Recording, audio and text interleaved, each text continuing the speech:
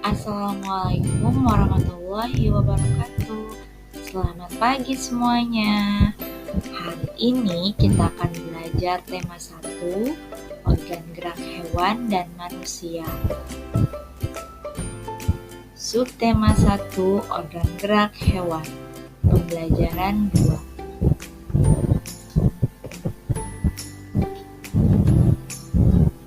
Nah, mari kita amati gambar Edo yang sedang melihat kelinci.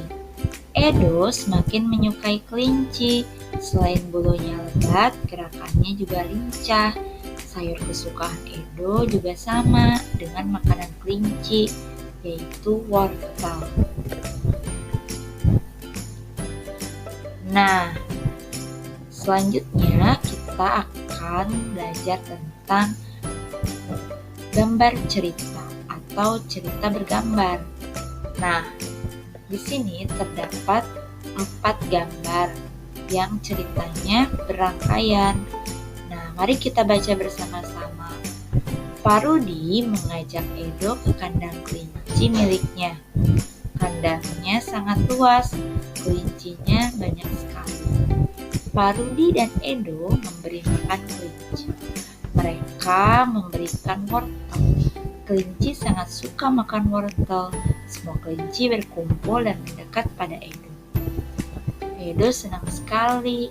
Edo tertawa kegirangan melihat tingkah lucu kelinci-kelinci di kandang kelinci Pak Rudi. Semakin lama diamati, tingkah lucu kelinci semakin menggemaskan. Edo pun ikut berlarian mengejar kelinci. Sesekali Edo menirukan gerakan lucu kelinci, melompat, berlari, dan berdiri dengan 2 kaki. Gambar di atas adalah rangkaian gambar cerita. Dalam gambar tersebut terkandung rangkaian cerita. Nah, jadi dari gambar 1 sampai gambar keempat itu gambarnya berangkaian atau berurutan dan menjadi sebuah cerita. Nah, gambar cerita itu merupakan gambar atau serangkaian gambar yang mengandung sebuah cerita. Contoh gambar cerita adalah gambar ilustrasi. Gambar ilustrasi merupakan penggambaran dari sebuah teks. Tujuan ilustrasi adalah untuk memperjelas, memperindah, dan menerangkan isi atau informasi dari sebuah bacaan.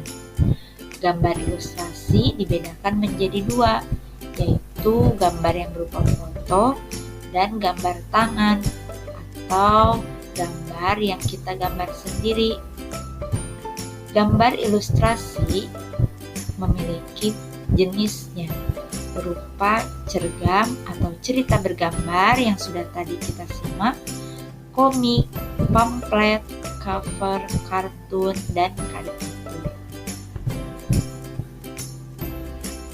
Nah, berikut ini adalah langkah-langkah untuk membuat gambar ilustrasi.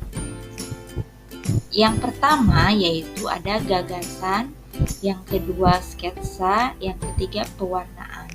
Jadi ketika kita akan menggambar sebuah ilustrasi, kita harus memikirkan gagasannya terlebih dahulu atau idenya terlebih dahulu yang bersumber dari sebuah bacaan. Nah, setelah menentukan gagasan, maka tentukanlah adegan apa yang akan digambar, siapa saja tokohnya, dan bagaimana suasananya serta media yang akan digunakan. Nah, yang kedua yaitu sketsa. Sketsa adalah rancangan gambar yang dibuat sesuai dengan gagasan.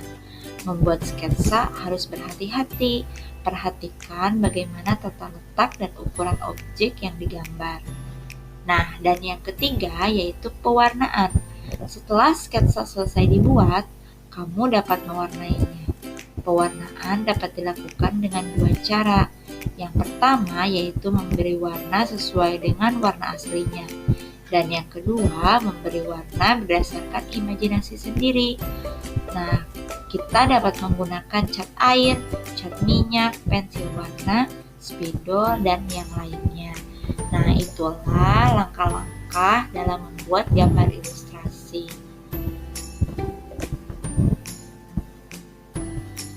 Nah, selanjutnya ada pun media gambar yang bisa kita gunakan untuk menggambar. Yang pertama yaitu media alas gambar. Media alas merupakan media atau tempat untuk menuangkan gambar. Kamu dapat menggunakan kanvas, kain, kertas, atau bahkan kaca dan komputer. Yang kedua yaitu media pewarna. Itu kita bisa menggunakan pensil warna dan cat air.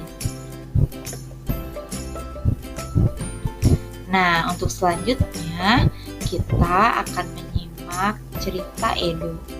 Edo mempunyai 3 ekor kelinci di rumahnya. Edo sangat senang dan sayang pada kelinci-kelincinya. Edo merawatnya dengan baik.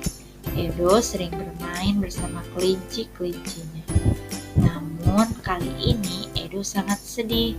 Seekor kelincinya hanya terdiam ketika diajak bermain.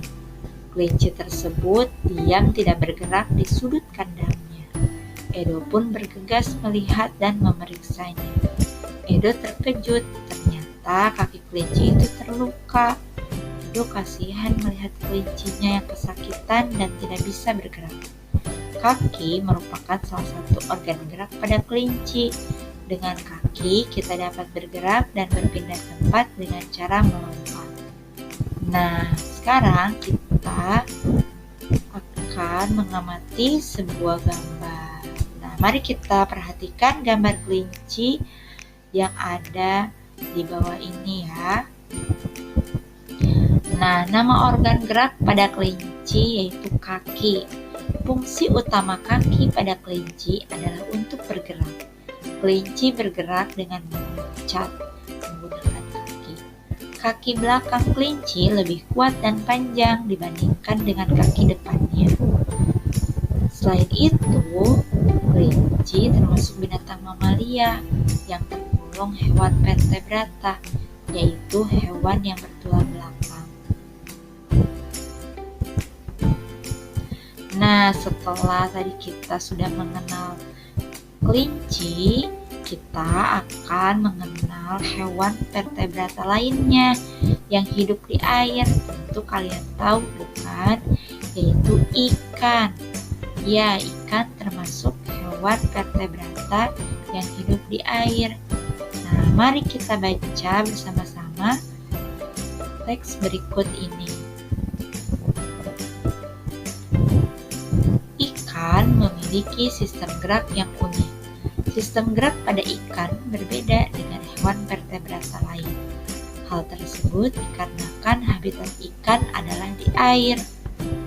Salah satu bentuk tubuh yang paling banyak dimiliki oleh hewan air adalah bentuk rudal. Bentuk tubuh ini memungkinkan ikan meliuk ke kiri dan ke kanan.